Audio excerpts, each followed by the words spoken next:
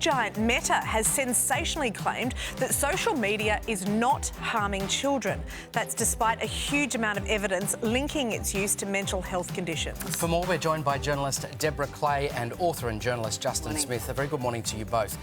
So the company's vice president has even gone so far as to say that there was no correlation between social media and mental health, saying there are tremendous benefits for young users. Deb, I mean, in what stratosphere is there no correlation? Antigone Davis, part of her JD, is the head of global security. How can she say that? She points to research which supports her company's goals.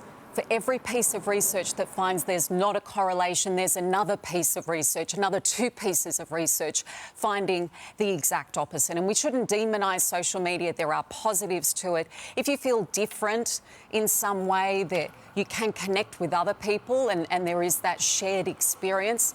But try saying to Wayne Holdsworth that social media hasn't caused harm to children. His son Mac died after sextortion demands. And yes, it was a complicated situation. His mother was unwell and she died. But to say that social media has not caused harm to that child, it is fundamentally untrue and it should be corrected.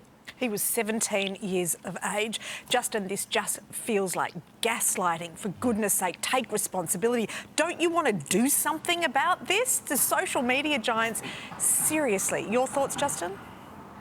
Look, they're so powerful and they could be, I've said this before, they could be such a big part of the solution. You know, there's a line that's been running around, a quote that's been running around in my head, and it's 100 years old, from a person called Upton Sinclair, and he said, you can't make somebody understand something if their income depends on them not understanding it.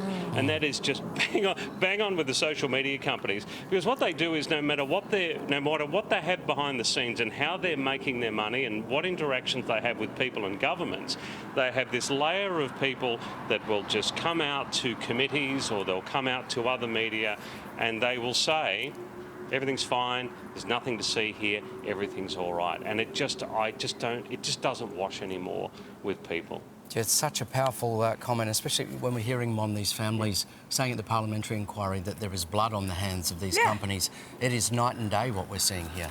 Yep, indeed.